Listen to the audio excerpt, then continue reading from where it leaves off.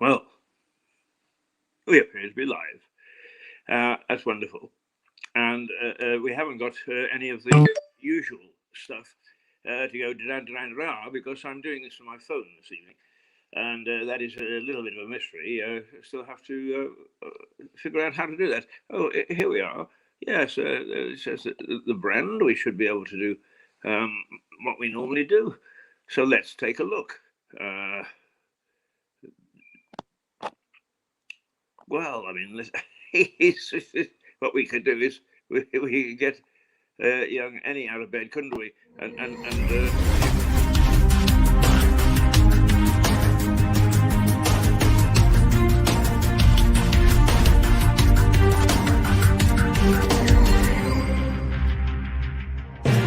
Hello and welcome to Mirador Television.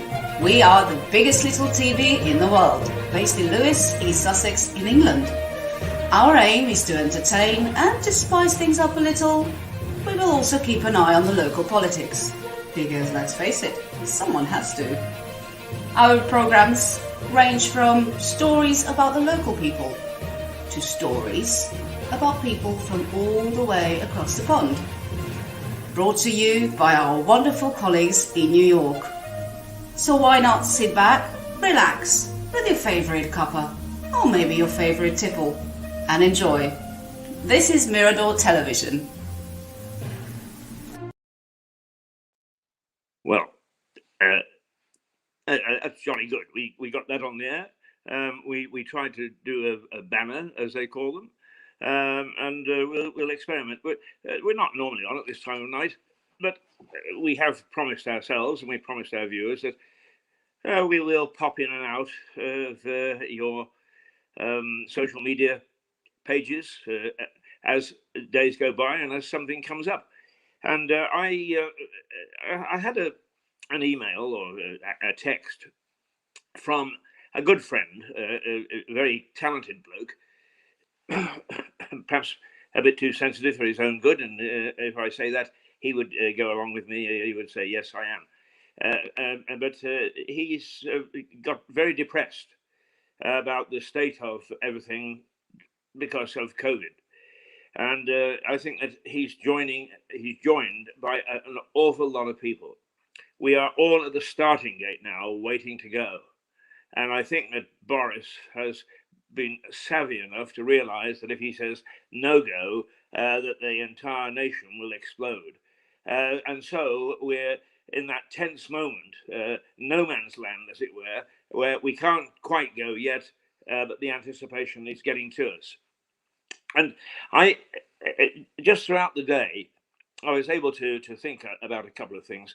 What I've discovered is, and it's going to be interesting once we're out of lockdown to see how this plays out. But there seem to be about three types of people. There are people who are so incredibly generous with their time, their effort, their money, and they can't help you enough. Perhaps even more than they did before lockdown.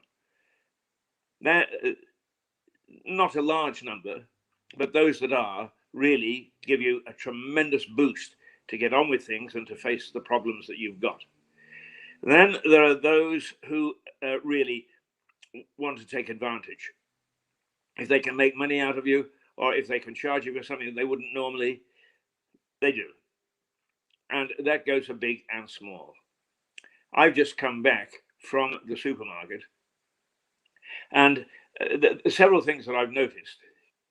First of all, the price of various items wobbles around remarkably. One day it's £1, and the next it's £2.20. I mean, what's some hell of inflation, a jump like that? But mainly is the goods that were at a reasonable price for people like pensioners and so on, they've stopped carrying. Yeah, it's what Waitrose we're talking about, because it's an expensive store and one would expect various things from Waitrose. It is a partnership. It involves its employees, and presumably one way or another they have a say. But what I've discovered at the moment is that they are taking away the down market stuff. They had some very nice, and they have had it for years, processed ham for £1. I liked it, and the cat liked it. The cat likes everything I like. And it's just not there anymore. The next decent little bit of processed ham or ham of any sort is at £2.50. And that's quite a jump. That's an extra £1.50 that Waitrose can put into its tills. And I think that that's not a very nice thing to do during COVID. And whoever is responsible should hang their head in shame. And they should go back and say, we've got to look after a whole range of customers, not just those who can put their hands into their pockets and pull out pound notes, pound coins, fivers, or whatever, and buy whatever they want. They've got to look after those who are, quote, down market, if you like. And that's many older people who have to watch the pennies. The other thing that they do is, for instance, they are slowly not putting on the shelves the cat food that the Moggy in this house loves. I went to get some this evening. They've slowly been winding it down. Why? Well, there's nobody around to ask. I mean, you can ask one of the people who are good enough to stay there until 9 o'clock at night so that we can shop in peace and quiet. But there are no managers. They're all strutting around during the daytime. There's nobody to ask and say, why are you doing this? So we have to go the long route. And the long route is far too complicated for me. So what I do is I just go on the air and I say, why are you doing it? And strangely enough, eventually, somebody gets back to me and says, you know why they're doing that? Because the word has filtered back. So I'll find out why they are pulling in their horns. It's not an easy time for them. I agree. And the standard of the staff in Waitrose is excellent. They are really very friendly and very kind in the main and very helpful. But those that are guiding these stores aren't currying themselves with glory in the main. And it is wise to look after both ends of the market, because one day you may be faced with only having the one end where they may spend a lot of money, but they don't do it very frequently. The guy who comes in and spends £1 here and £2 there and £3 there, he's the chap you have to watch. He's the chap that you look after, because he's probably doing it every day. And by the time he's finished, he spends more than those people who come in with their fat wallets. I'm sounding like a revolutionary, aren't I? Not a bit. I have nothing against wealth. I'd love to be there. I have been, and now I'm not. And I will be again, I hope, just by the sweat of my brow. And that's how I get there. But I am really concerned about the third group. There are those that are incredibly generous. There are those that want something off you no matter what. But the last lot, you would think, and you probably will say, well, I'm part of them, is those are the people who just feel comfortable. They don't try anything special. They're not entrepreneurial. They don't get involved in their communities. I mean, it's absolutely astonishing that people who normally would work in charities and help aren't. Charity shops are shut. That doesn't mean to say that charity isn't required in many parts of the world, including this part. But they are leading a reasonably soft life. Many are furloughed, which means that they're being paid for doing nothing. Unlike my friend who is feeling a little bit down, he's feeling a lot down because he's an entrepreneur. He makes his living by the sweat of his brow and the quickness of his wit, just as I do and many others. And we're ignored, completely ignored. And governments love the sloth because they believe that you'll do anything that they say. Well, I'm not so sure that that's going to be true after lockdown. There are lots of murmurings and squirmings and talk of change amongst just ordinary folk. The person in the third group, for whom I suppose I show a little disdain. I'm okay, Jack. Why should I get excited? He's beginning to realize that the world is changing and that he'd better get ready for it, because if he doesn't, he'll be overwhelmed by the environment that he's in, and that it'll be those people who have fought their way through this pandemic without any assistance at all who will be ready to handle it, because we know how to handle it now. It's done its best, and the establishment has done its best to make sure that we don't flourish, but we have. We've stayed afloat. All this because I went to the supermarket and they did away with my £1 ham. Bring it back. Bring back my pound ham and let me taste it, and let the pussycat taste it. There are many, many changes that are going to take place. I can't guarantee or even look into a crystal ball. And Paul Fowle, who joins me of a morning on Mirador, he was even better with a crystal ball than I was, and even he can't really say what's going to happen. We are going to travel in a world of unknown.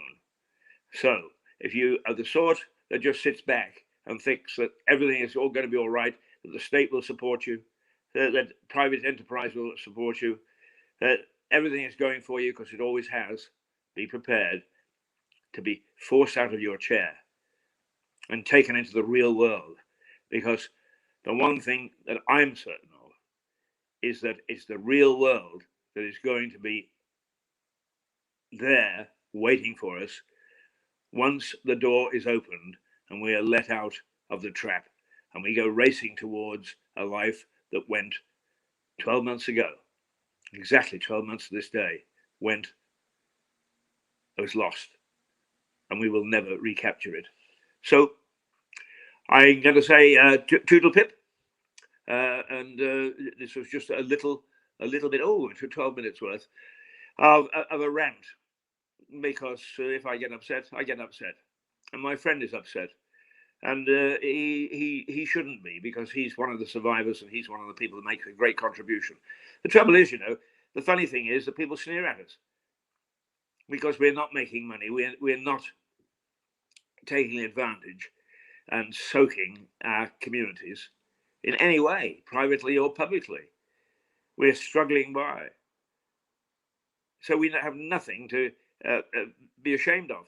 But not only that, but most of the people that are in this category, and most of the people that are incredibly kind, are the people that are characters, that are different. That amongst us, we are proud and privileged to be amongst their number and count many of them as friends. Amongst the great masses, they're odd people. Bloody odd people. What if the world was full of them? If the world was full of them, it'd be a damn sight better off. We all would be. Enough. I'm going to have my gin and tonic now, my grapes, and a little bit of cheese. And then, if a little later I feel like a more substantial meal, I've got some liver and bacon tonight. Whee! Oh, to be English. Now that COVID is almost not here. Oh dear. Time to go. Toodle pip.